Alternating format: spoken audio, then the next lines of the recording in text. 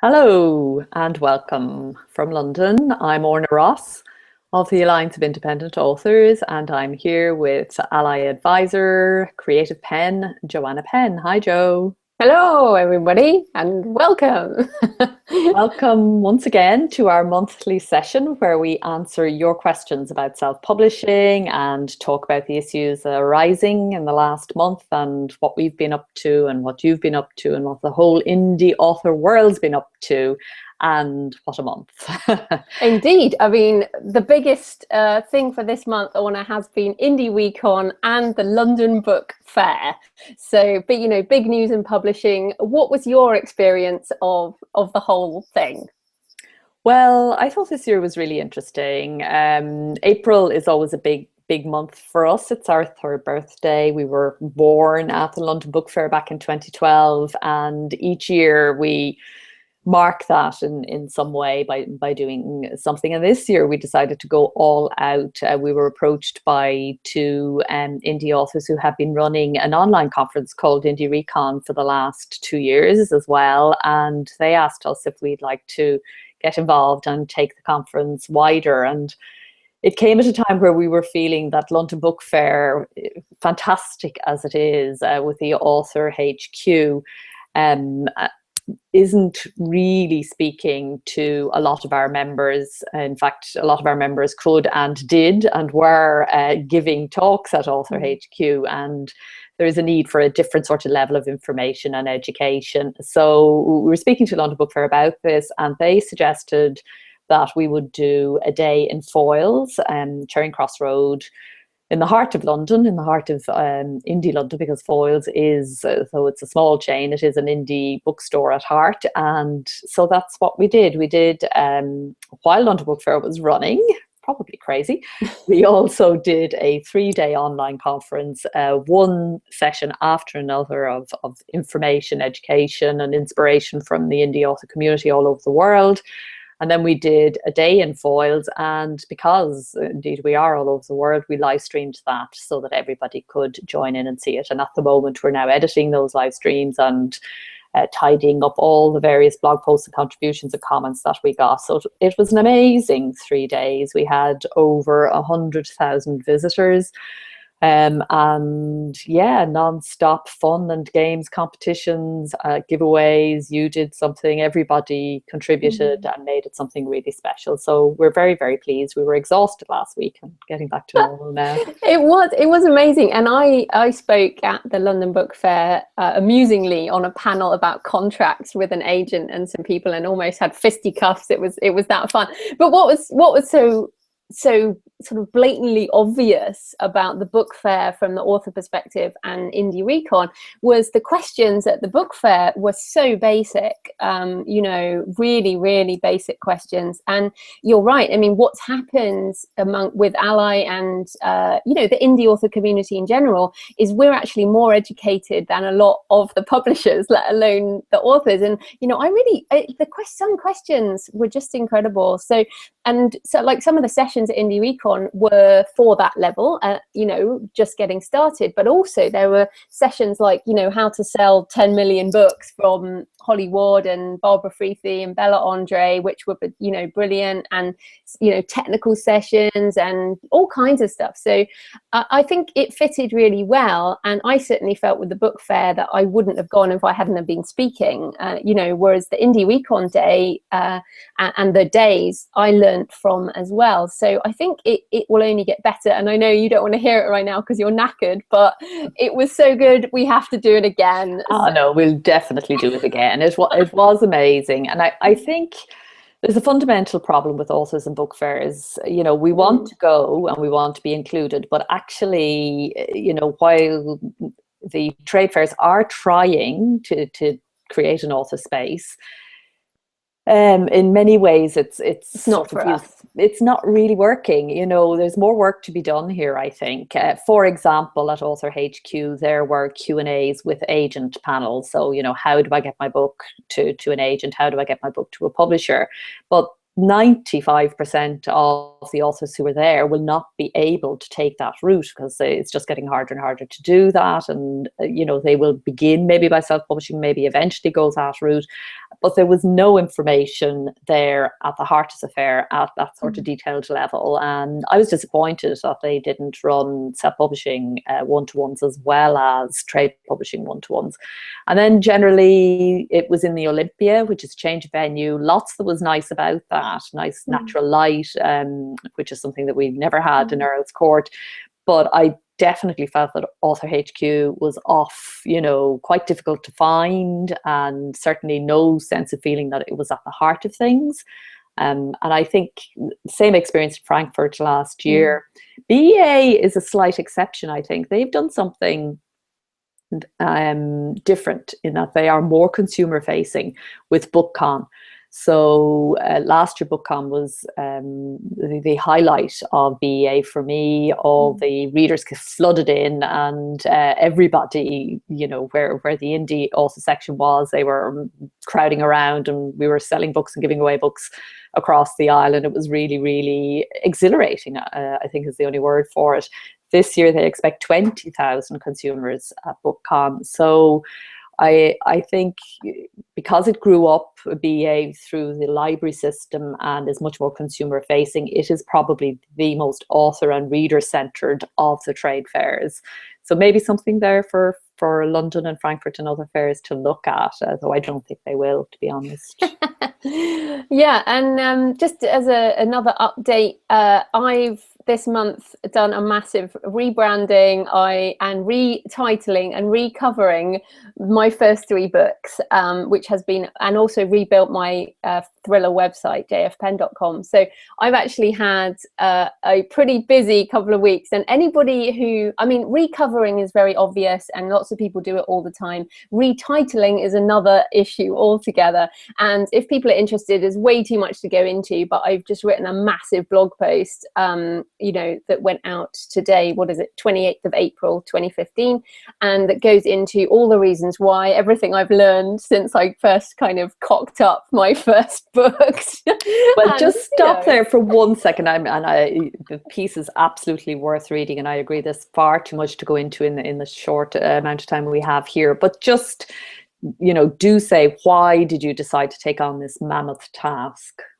Well, the main reason was that when I started writing, I didn't really know. Well, I just assumed that my readers would be just like me, and I have a master's degree in theology. And even though I'm not religious, I titled my books Pentecost, Prophecy, and Exodus, which are religious-sounding titles, which give them a religious feel to customers, whereas actually they're kind of Indiana Jonesy and you know, religious, like Dan Brown with the Da Vinci Code. And as I noted in my blog post, it wasn't called the Jesus Code; it was called the Da Vinci Code. So I've retitled as Stone of Fire, Crypt of Bone, and Ark of Blood, which are still strong titles, but they have less of a religious overtone. So that kind of branding and what do your readers say about you is something you don't know when you first start writing. And also, I think when you first start writing, you don't know what your voice is. You don't know what the hell you're doing, actually. And it's only now when I'm on kind of, you know, full-length book 6 with 3 novellas, short stories, you know, with like 10 fiction projects, I can see my brand more objectively. And we also looked at 1,000 book reviews on my books and figured out what, you know, around branding and things. So it's been a hell of a process. I'm really glad I've done it. And it was a hell of a lot of work. Yeah, I think it's like a lot of things with publishing. It's not the surface stuff, like actually changing the title or actually changing the cover is not that difficult, but it's the analysis and the understanding of what it is you're trying to achieve as a writer and what you want your readers to experience, and are you getting that right, and analysing it. That takes such a long time. And it's hard work being that introspective. It's like, it's harder to write a synopsis than it is to write a book. And And I've written a treatment this month as well for a TV series. It's been a hell of a month, you know. It's been really, really busy. No wonder I'm so tired. But anyway, it's not all about us. We've got some questions. So people can ask questions live as well. So Orna will keep an eye on those. We have some questions submitted from the members, the ALLi members, and in the Facebook group. So let's get on with our first question. So Callum mentions Nick Stevenson's excellent video series on finding your first 10,000 readers, and Nick has been on the ALLi YouTube channel also recently in the last month, I believe, talking about that, so people can have a look at that. So it's about the importance of having a landing page where potential readers are incentivized to subscribe to an occasional email newsletter. Callum says, I've tried and failed to work out how to do this with WordPress.com and MailChimp. Detailed advice would be gratefully received. Callum, I can immediately answer this. You're using WordPress.com, which is the free version of WordPress, and you're going to find this problem if you use any free blog, whether it's blogger.com or Wix or any of these other sites. The MailChimp and Aweber, which is the service I use, code isn't allowed on these sites. There are workarounds, and you can use other bits of code, but I really think this is your problem. Essentially, if you're going to be serious enough to pay for an email subscriber list, as in MailChimp's free up to 1,000 readers, but our whole point is we want more than 1,000 readers, right? Nick's course is your first 10,000 readers. So if you're going to be professional enough to have an email sign up and pay for a host, you should be paying for your own website. So I would suggest that before you try and work out how to do Nick's sign up, you actually get yourself a hosted website and use WordPress.org software, which is free, and hosting is very cheap. It can be like $5 a month, $10 a month. It's not a big deal. And sort that out first, and then you will find it's very easy to do the coding. Anything to add on that, Orna? It is as simple as that. Yeah, as simple and as complicated as that. But let me just add, I just, as I said, rebuilt jfpenn.com with a new theme and new design, and I just did that with an out-of-the-box theme. I use Studio Press, and it's a new theme called Author Pro, which has book covers and everything. It's awesome. It took me about an hour and a half. Now, I have been using WordPress for a number of years, but there's no programming involved.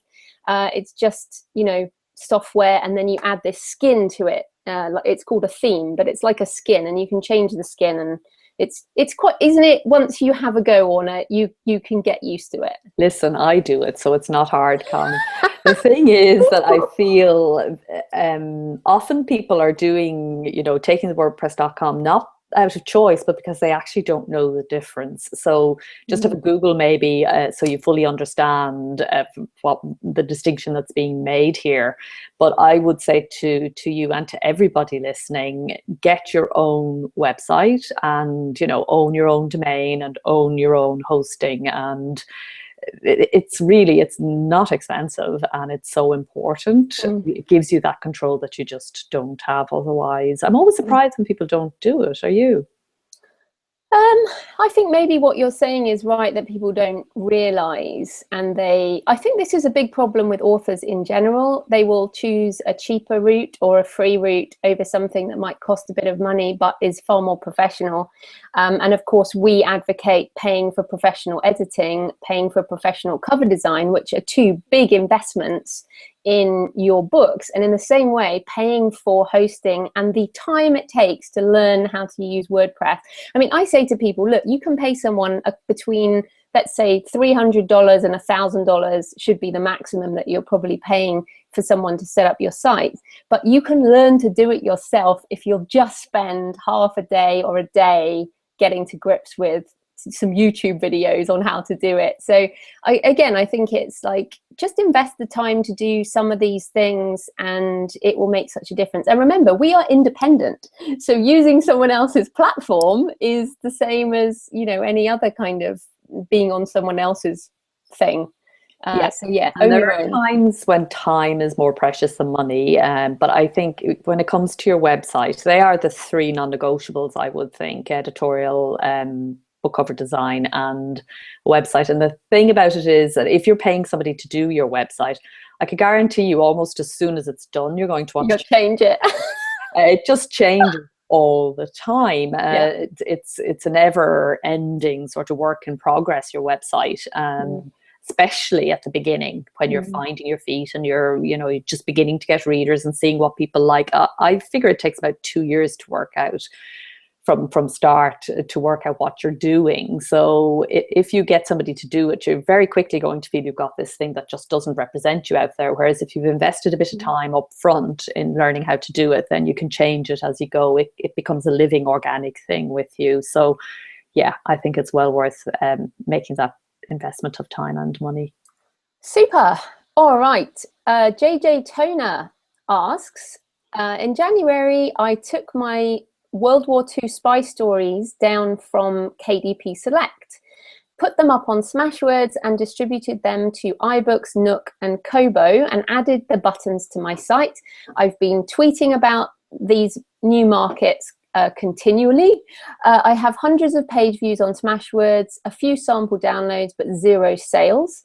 I recently uploaded a short story which Smashwords and others can download for free. So I presume there is a short story that is related to the World War II stories. 118 copies of this story have been downloaded.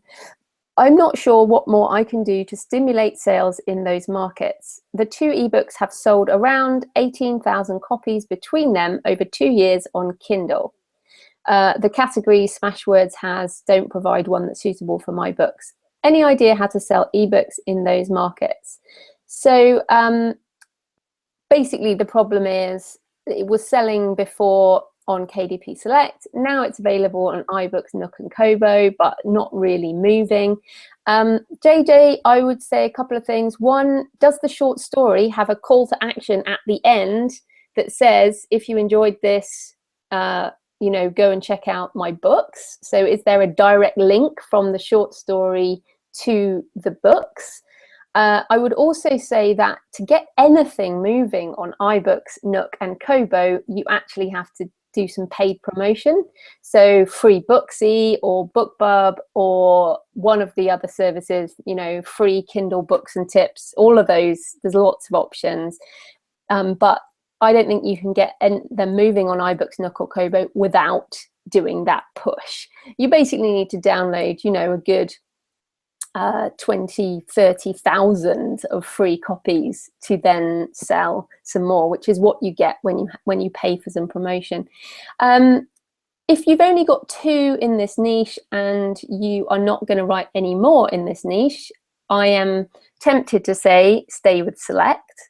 My kind of feeling right now, although I am very rampantly global platform, global world, is that if you have under 3 books in total or in a specific niche, it's very difficult to get them moving on the other platforms. So I don't know if you've got more planned, but if you have 3 or more, then I think it's worth going wide to these markets. But because they are merchandising markets, it has to be worthwhile for them to notice you and give you a push. And 2 books ain't worth promoting, basically, for those sites. So those would be my ideas.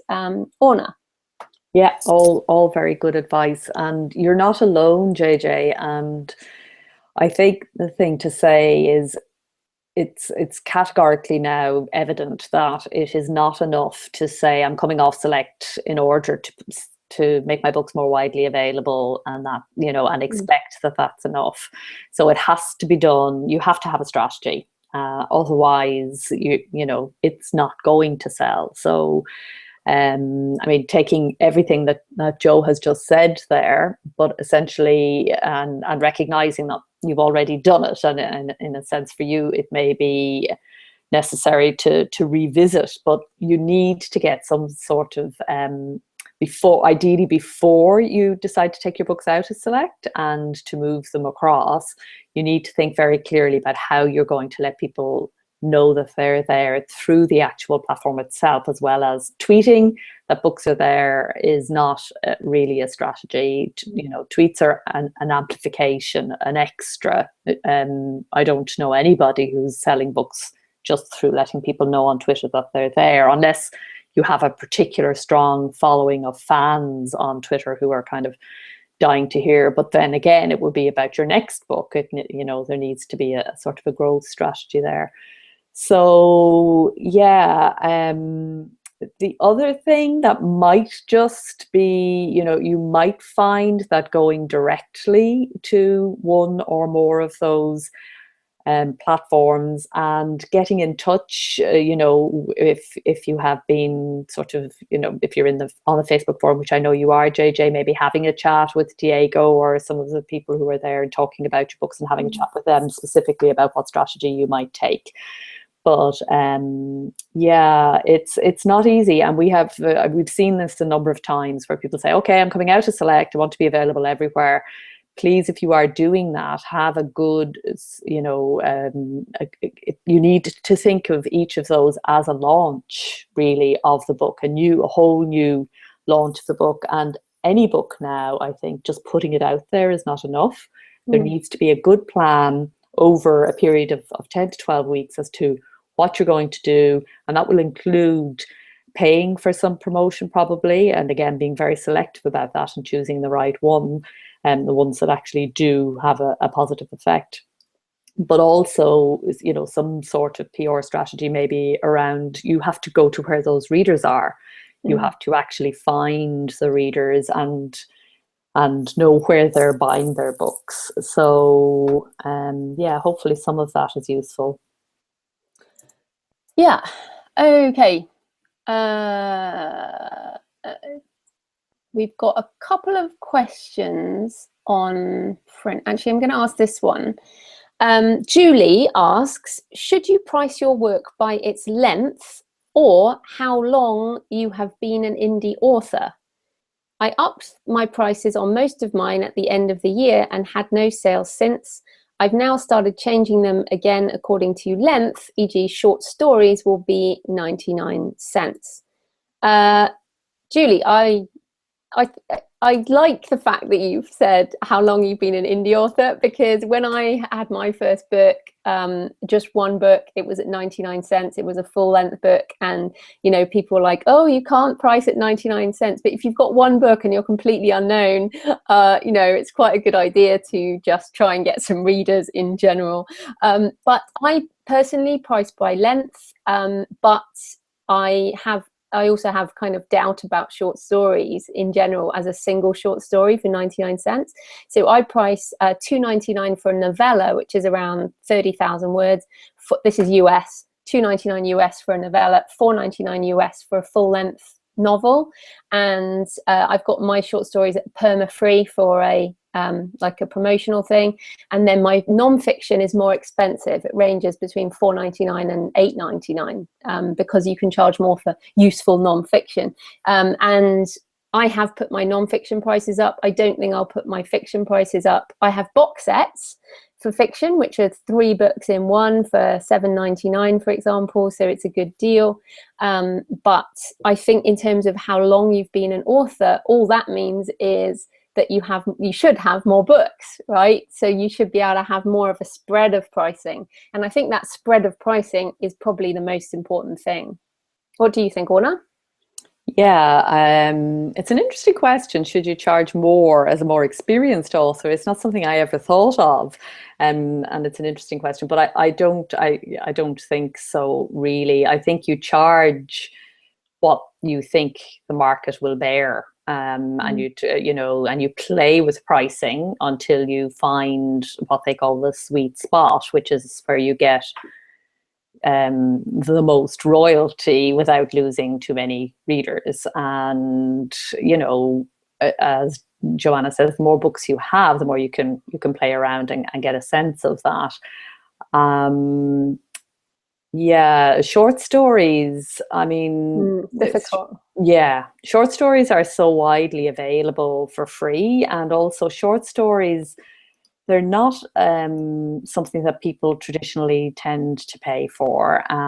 So short story is fantastic, maybe to give away as showing what you can do as a free offer, maybe for your newsletter or just to have out there. I would think there are so many full-length novels selling at 99 that it's going to be hard to sell a short story at 99 cents, I think. But You've put your prices up, Julie, and had a consequence, which is no sale. So you need to come back down, and you could do that. I'm not sure how many titles you have, but you can do that judiciously and just kind of test as you go and see what difference it makes. Amazon has this beta thing. If you've sold enough books, they have like a button you can press, and it tells you if you know what your price could be to make maximum royalty. So mostly mine say put the price up, and some of them I have, but certainly it'd be interesting if you had a look at those short stories. I think the other thing to keep in mind is value to the reader. If they can get a full-length novel for 99 cents, will they pay 99p? I mean, I've paid 49p, which is around 99 cents, I suppose, for short stories by like big name authors who I've been fans of for years, but I don't think I would do it for somebody I'd never heard of. But that's just us, we're just talking off the top of our heads here, so ignore us, do what you like, see what the data says. And play with it, experiment, see how it goes. And if you want to do it for free, put it on Wattpad as well. Wattpad's great for that. Book Track with soundtracks, good for short stories. There's loads of options for fun free promotions with shorts. Right, there's actually a question on Facebook that just came in on the page. Have we got any other live questions, Orna? No live questions at the moment. Okay, but do send them in, folks. Yeah, or you can put them on the Facebook page, because I'm having a look at that as well. Jeff says, any opinions on Kindle Spy? Well, I have Kindle Spy and Kindle Samurai. Kindle Samurai I find more useful, which is a keyword research tool. Kindle Spy is basically like a plugin on Chrome where you can go to a niche and it will tell you sort of the approximate sales and rankings, and it's more about looking at categories. I found it kind of almost, well, I think it's only about 20 quid, so these things are sometimes worth doing. Again, if you have a lot of books, I think the problem with the shiny object syndrome is that when you only have a couple of books, it's really hard to actually make sense of any data. So for example, if you use Kindle Spy and you change your categories, and then you wait a month and compare that to when your categories were something else, if you've only got one book, it's really hard to tell what led to that change. Well, if you have a number of books, then it's quite good. And I certainly think these tools are interesting. I prefer the kind of one-off payment where I can test it. And there's been several of these I've tried and asked for my money back because they've been so crap. But this one, Kindle Spy, I've still got. I don't really look at anymore. Kindle Samurai, I look at for every book and analyze my keywords. So that's quite useful. Do you use those, Orna, or you? No, haven't gone there with either of those, and heard conflicting things about Spy, which most people seem to use to spy on other people, as far as I can. Yeah. Beware of any of these shiny objects. All right, so we've got a question on print. Joyce has finished a non-fiction book, Extraordinary Leadership During Extraordinary Times. She's publishing a soft cover and an ebook through CreateSpace and a hardcover through Ingram. The questions are around expanded distribution, which I will give to Orna. Is it better to do expanded distribution through CreateSpace or Ingram Spark? And what is the current data regarding the trends of purchases made via bookstores that might avoid CreateSpace? Okay. Okay, so first thing that you said, ebook through ebook, print book. Let's just take one question at a time. Should she do expanded distribution through CreateSpace or Ingram Spark? Expanded distribution through Ingram Spark. Use CreateSpace for the Amazon ecosystem, use Ingram Spark for expanded distribution. The reason for that is CreateSpace uses Ingram for expanded distribution. That's one reason. So you're kind of being hit twice. But secondly, in terms of the royalty, there are still bookstores, many bookstores who are not keen on CreateSpace ISBN or just anything with CreateSpace or Amazon or anything written on it. So yeah, use both. but use Ingram for expanded. What was the next question? And is there any current data regarding the trends of purchases in bookstores, Barnes and Noble, universities, colleges? I mean, are these places buying from Ingram? Are authors making sales that way? Yes is the answer, but just like on an online bookstore with ebooks, almost nobody are selling books that way without promoting the books. So it's necessary to have. So, for example, Dominic Selwood would be somebody who comes to mind here in the UK who sells very well on Ingram Spark. Dominic has a column, with a very popular following, and he uses that to market his book, and people then know to go and buy it. Other authors have gone around, from store to store, just like a sales rep would for a publishing company, essentially selling their book to the bookstores, hand selling it. And after a time, if you get enough stores with enough interest, then it begins to spontaneously take. Not an easy route. At all, and Ingram will be the first to admit this too, and also quite difficult to get your pricing right in terms of getting a return. So still POD leaves you with very little in terms of if the bookstore is taking their discount and Ingram's taking theirs, there's not an awful lot left for you. Now, costs are coming down all the time with POD. I mean, POD 10 years ago was just not a viable option at all. It is becoming more so. Ingram is very aware of the need to do something within the bookstores for indie authors. It's something we're talking to them about. It's something they're thinking about.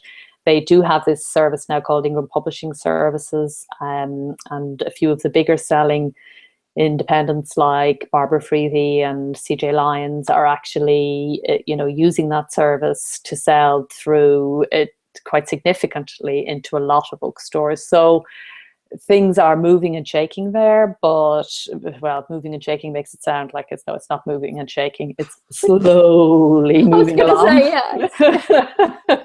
In print terms, it's moving and shaking, which means we're getting there slowly. But print for indies is a challenge. It still is. So, be aware of that. Just get it there. It costs nothing to be in expanded distribution. There are some costs in setting up your books on Ingram. Actually, at the moment, IndieReCon attendees have ALLi members have a discount for April, or sorry, what month are we in? Yeah, April and May, until the end of May. All setup costs are waived, which could save you up to $49 per book. So if you are interested in taking that route, now is the time to do it. Full details on the IndieReCon site. But yeah, you need to know why you are doing this, and again, you need to have a strategy, you need to have a plan. Or else you're just doing it just in case, which is fine if you want to do it just in case, but then don't have big expectations of making a lot of sales. Yeah, and as somebody who actively chooses not to pursue that route because of the time and the lack of return, I know it's not the ALLi recommendation, but I use CreateSpace for everything, and I don't have any issues with it. But the other question here was using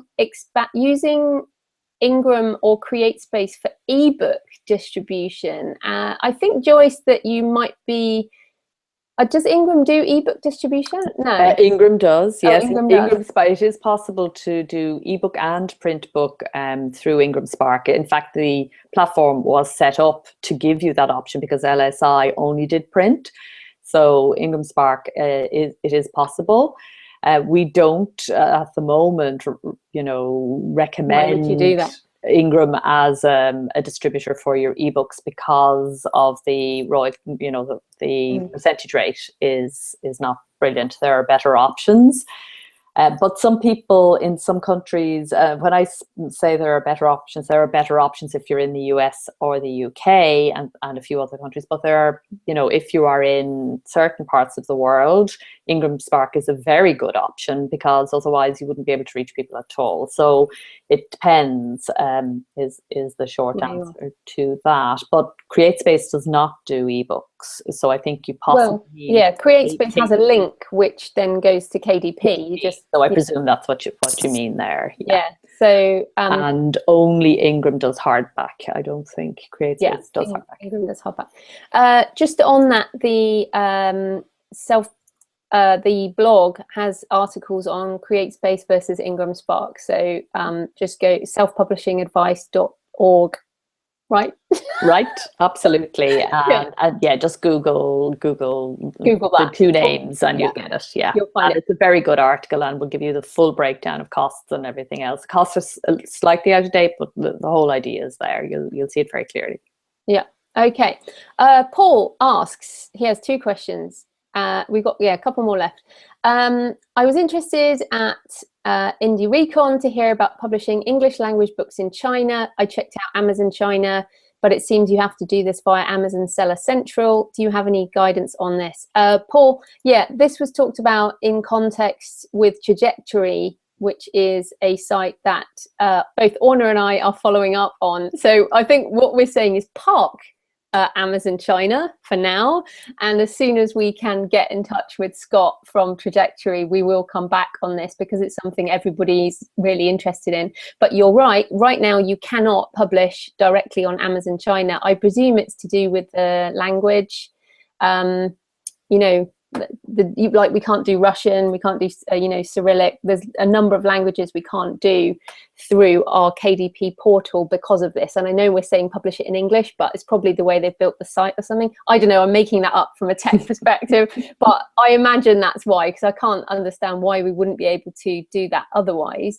But we will talk to Scott at Trajectory. I believe that was the only context it was mentioned, Orna. Yeah, the only other thing I'm aware of is a young woman called Kate Nees, who is actually importing books into China. One of the difficulties with China is the government, and what they will and won't allow, and so no erotica. There's a major hurdle to get over. It's in addition to everything else. So it's a kind of a watch that space. Everybody's very interested, of course, because it's such a huge market. But yeah. We'll be back. I'll tell you what's interesting. There's just been some reports that the iPhone is now a bigger seller in China than it is in America. Now, if they've got an iPhone, they've got iBooks, surely, now, because it's in the iOS app, so it's everywhere. So what would be interesting is checking out with the iBooks people, are our books available on iBooks China? I might take that action, iBooks China, because that would just seem like a way, not a way around it, but that would be it's interesting. A route to market, shall we say? Yeah. I'll have a look at that, because I was just stunned and they've opened Apple stores there, and people are just going nuts for the iPhone in China right now. So this is another example. I mean, I know earlier I said that to JJ, if you've got under 3 books, keep it just on KDP, just because it's easier right now. But this is what we're looking at in the next 5 years, 5 to 10 years. It's not, the US, the UK, Australia, the growth has, everyone says the growth has slowed. Of course it's slowed. It's like 50% of the market is ebooks. But you look at a country like China, or, you look at Asia, you look at sub-Saharan Africa, where the sales of ebooks might be 0.001%. There's a heck of a lot of growth coming in these other markets. So that's why I'm excited about kind of global publishing through all of these sites. And they, there will be different sites that win in different countries depending on how they market. There's my little rant for the night. Okay, Paul had a second question. You also talked about support your local booksellers campaign. Oh, this is again also Ingram Spark. So now I'm interested in Ingram Spark, because you can get your books into booksellers and they can have returns and all of that. You need ISBNs for Ingram Spark. Where is the best place to buy these for a UK author? And where is the practical guidance for using Ingram Spark, which seems a lot more complicated than CreateSpace? So where are the ISBNs and where is the Ingram Spark information? Well, in the UK, the ISBN seller is Nielsen. ISBN sellers vary from country to country. For example, in France, it's the National Library and they're free. In the US, it's Bowker, but here in the UK, where you are, it is Nielsen, and there's nowhere else you can get them. You can buy your own ISBNs and use them on CreateSpace if you wish, and we recommend that you do, because until we see how the world of bookselling unfolds at the moment, how a bookseller or a library or anybody else in the official world identifies a book, ebook, print book, or audiobook, and knows one edition of those books from the other is by ISBN, and it traces back, who is the publisher of record. So that's sort of the ISBN question. And then the question about, oh yes, using Ingram Spark. Yes, Spark, they're working on trying to make it a little bit less cumbersome. Spark grew out of LSI, which was a platform for publishers. So it wasn't really set up with authors in mind. And yes, it can be a bit tricky. Just go onto the Facebook forum and call for help. Call Andy Bromley, who is really fantastic, one of our partner members who's super responsive to our author members, and he will help you get over the humps. But they are simplifying the platform and improving it all the time. So yeah, call Andy, he'll help. Okay, Stephen asks, this is a question about book launches and timing. I'm about to publish my second novel. I have a cover reveal set up for June with an online book tour in July. I was planning to have a physical launch as well in July, but there's an opportunity to do an author event in a bookstore in late September. So should I only publish the ebook in July, followed by paperback in September, or both in July with launch in September, or something different? So Stephen, I would just get both the paperback and the ebook out at the same time. I also do a pre-order on your ebook, which will give you the time. I found that doing the pre-order is awesome because you are forced to upload the file, at least 10 days before it goes live, which gives you a period where you can get your print book sorted, whether you go CreateSpace or Ingram Spark, and then you can actually have them both live on the same day. The other thing is, if you do the paperback first, you can get reviews on your pre-order, which is something you can't do otherwise. So it's kind of a sneaky way to get reviews early. Your in-person launch at a library, I don't think has anything to do with your online book tour. Your online book tour, people should be able to buy an ebook or print, and your links will just go directly to those pages, so not a problem. And then when you do your live event, just take some books along.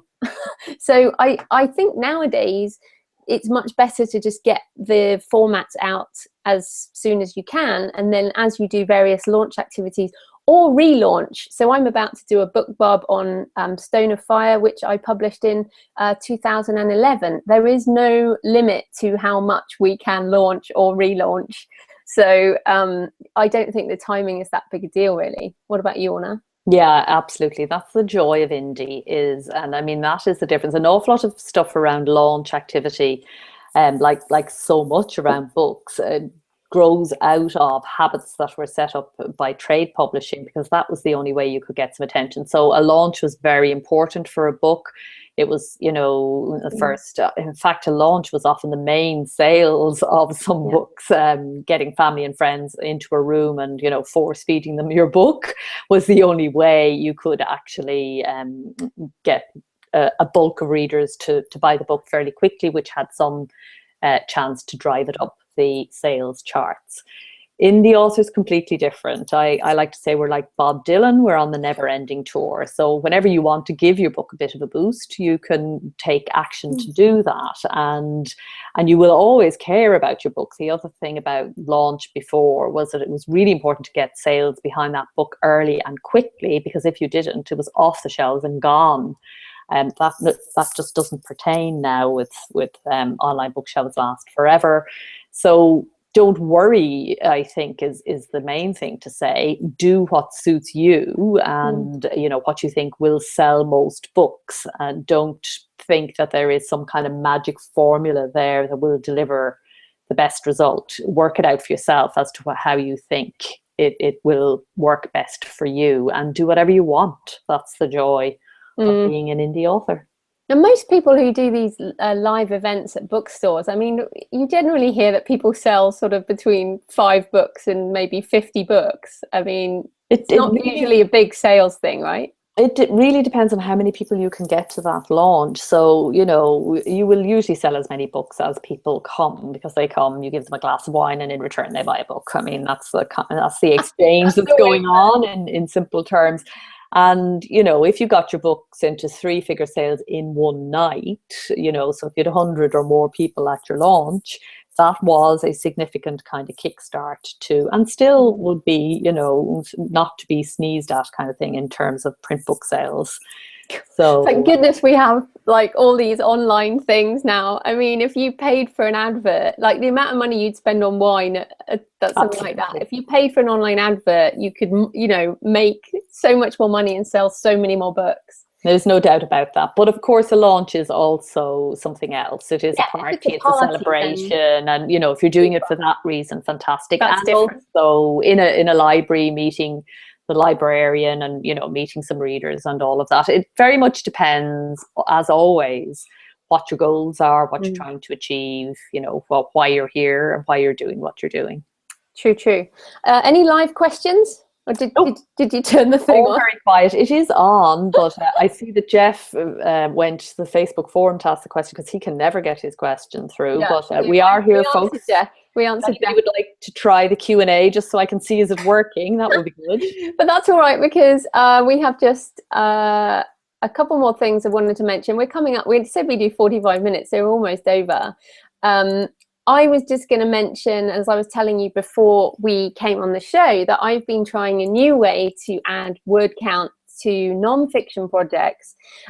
So I've been writing my fiction in the morning, and then, you know, turned into brain jelly for fiction. And then what I've been doing in the afternoon is recording about an hour of audio with the PowerPoint slides that I use in my live courses. So, and in an hour of recording, which I then upload to a site called speechpad.com, which is really $1 per minute audio, $1 per minute audio, which is, you know, really great, and it's very accurate. I've been getting around 6,000 to 8,000 words out of that, of first draft material, which is fantastic. So, because, you know, I'm just over everything else, and I don't want to type and, you know, all of that, but I think it's fantastic. So if I know some people can do it for fiction, I can't imagine doing it for fiction, but for non-fiction it's kind of super. So that's something I'm doing. And Orna, you're doing some crowdfunding. Do you want to tell us about that? Yes, I do. Crowdfunding, yeah, it was something I never thought I would do. Because I don't know, I had kind of thoughts about it, and I still do. I still think, you know, if you're going to write and publish a book, then it should work, you know, as a business proposition. So in terms of an ordinary book, if you like, I'm not so sure. But anyways, this year is Yeats' 2015 150th anniversary of the great Irish poet, of whom I am a super fan, as many of you will have heard me. He's dead. He's dead. But he lives through his words, through his magnificent words. And I'm a huge big fan. I wanted to do something to kind of celebrate the year, and so I decided to put, his fiction is terribly neglected, and he had a whole indie author experience around his short stories, which I completely sympathized with, where the publisher made him leave 2 of the stories out, and because he didn't like them, and blah blah blah. It was all very painful, and then he put them in again later, and blah blah blah blah. But the critics have ignored these stories, and I think they're really important, actually part of what he does, and actually really important for world literature. They're kind of fairy tale folklore stories, which I think are as important as Grimm's fairy tales. So I decided I would bring these stories to life and put the 2 books together. My novel, which is kind of the backstory behind the stories when he was writing these stories, what was going on in his life, what inspired them and so on, put my novel and his stories together and produce it in this absolutely gorgeous print version, which is a replica of his 1897 first edition, which was done by his friend Anthea Giles, who happened to be born in County Waterford, where I was born myself. And there were all these kind of lovely loops within loops, and it's really, really beautiful, gold embossed cover. And yeah, so I'm crowdfunding for that because it's laid paper, really special, beautiful book. And yeah, happy to say that it is capturing some people's imagination and they are contributing, and it looks like I will make the minimum amount anyway, which means that the book will go ahead and hopefully and where can might people even find that? reach my target. Sorry? Where can people find the information and your really cute video where you talk about, oh, and Yeats means this to me, and it's really cute. So where can people go and have a look at that video? It's a long time since I was called cute. ornaross.com/secret rose. The book is called Secret Rose. So ornaross.com/secret rose will take you to the Pub Slush site. I'm using Pub Slush for the crowdfunding because they are an ALLi partner member and because they do literary projects only. They're the only crowdfunding platform that does that. So I thought, well, you're all about books, I'm all about books, I'll go with you. So yeah, if anybody's a Yeats fan or likes beautiful books, this will produce a really gorgeous book that will last for generations to come, hopefully. And as I said, those stories awesome. This is one of those kind of brilliantly, not ridiculous, obviously, but this is like such a love project. It's one of the reasons for self-publishing. Actually, it's not a commercial project. It's like gosh, no, it's not a love commercial project and a dream project, and it's a passion project completely, and people get that. But you know, people who are passionate about Yeats are people who are going to contribute to it, you know. But yeah, I wouldn't have had the confidence to do something like this had I not self-published the other books, you know. And I mean, it's really cheeky, put my book in the same book as Yeats. I know. We mentioned this before. It's public domain, isn't it? Oh yes, it's public domain. Otherwise, I couldn't. That's very important, people. You're not allowed to... So yeah, don't do this at home if it's somebody who isn't just somebody random.